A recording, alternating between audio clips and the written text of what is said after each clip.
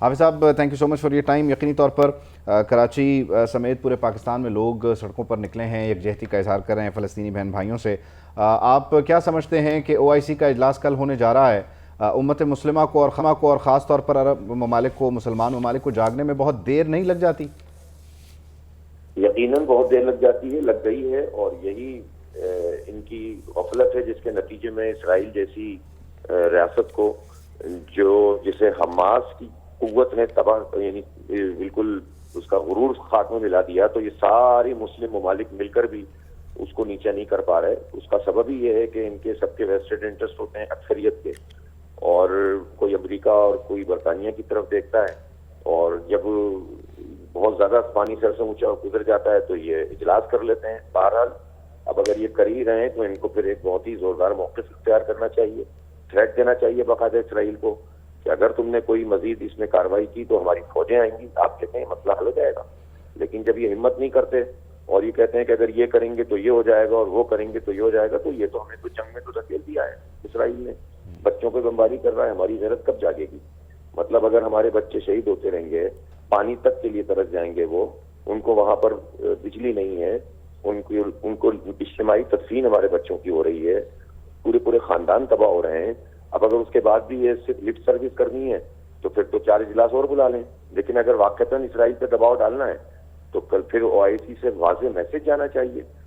سلامتی کونسل کے 2 اجلاس ہو گئے حافظ صاحب اب تک، اور کولمبیا نے بھی غیرت کا مظاہرہ کرتے ہوئے اسرائیلی سفیر کو ملک بدر کر دیا، لیکن ہمارے ہاں ابھی تک مذمتی بیانوں سے بات آگے نہیں گئی. وجہ کیا ہے؟ کیا سمجھتے ہیں کہ کیا ہو سکتا تھا جو نہیں ہوا؟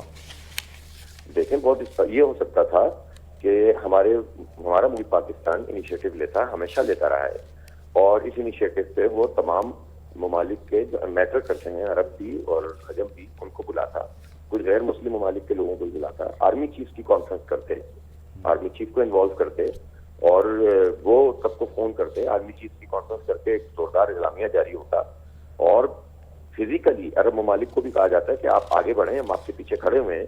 تو میں نہیں سمجھتا کہ یہ مسئلہ زیادہ دن تک رک سکتا ہے. یہ تو ہے جرم ضعیفی کی سزا مر کے مفاجات.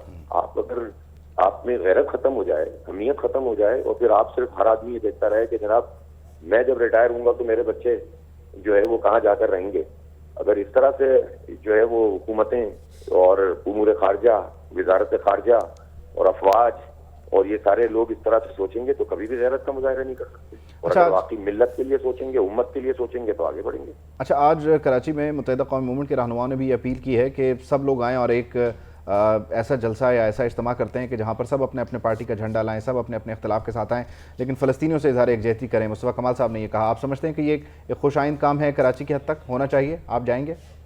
دیکھیں، ہم نے تو جو ملین مارچ کیا ہے، آپ کو پتہ ہے، وہ تو مطلب پوری عالمی سطح کا ایک مارچ کیا ہے.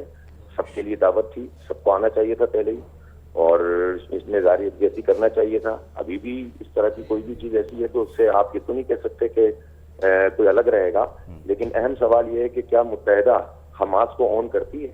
کیا متحدہ کہے گی کہ حماس ٹیررسٹ آرگنائزیشن نہیں ہے بلکہ لیجیٹیمیٹ جہادی آرگنائزیشن ہے، اور امریکہ دہشت گردی کر رہا ہے اور اسرائیل دہشت گردی کر رہا ہے جو ان کو سپورٹ کر رہا ہے؟ اگر تو متحدہ کا یہ موقف آتا ہے تو پھر جماعت اسلامی بھی اس میں پارٹیسپیٹ کرنے کا سوچے گی. لیکن اگر اس طرح کے اقدامات اور یا ریاستی حل کی جو بات حکومت کی طرف سے کی گئی ہے اس کی مذمت کرے متحدہ، حماس کو آن کرے، اس کے جہاد کو آن کرے، اسرائیل کو اور امریکہ کو دہشت گرد ڈکلیئر کرے، پھر اس کے بعد ہم ظاہر سب کچھ کر سکتے ہیں. لیکن یہ نہیں ہوگا کہ اس موقع پہ کوئی سیاست بازی کرے اور یہ دیکھے کہ ویو ایک طرف چل رہی ہے تو ہم اس میں شامل ہو جائیں. وہ نہیں ہونا چاہیے، سنسیئر ایفرٹ ہونی چاہیے، تو اس میں کوئی مسئلہ نہیں. اچھا، اس میں ایک چیز اور بھی ہے کہ جماعت اسلامی بڑے پیمانے پر فنڈز بھی اکٹھا کر رہی ہے فلسطینیوں کی حمایت کے لیے اور ان کی داد رسی کے لیے، لیکن راستہ کوئی نہیں ہے. تو ابھی تک آپ کی کوئی ٹیم یا کوئی کسی ذریعے سے آپ وہاں تک امداد پہنچانے میں کامیاب ہوئے ہیں؟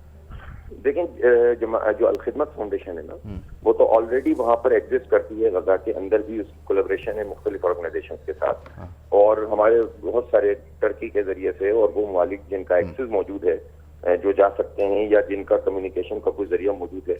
اور پہلے سے جو ایکٹیویٹیز وہاں پر جاری ہیں الحمدللہ، جماعت اسلامی یا آپ کہہ لیں الخدمت فاؤنڈیشن وہ پہلی آرگنائزیشن ہے کہ جس نے جب یہ صورتحال شروع ہوئی تھی کبھی اپنا کام شروع کر دیا تھا. ٹھیک ہے، بہت شکریہ.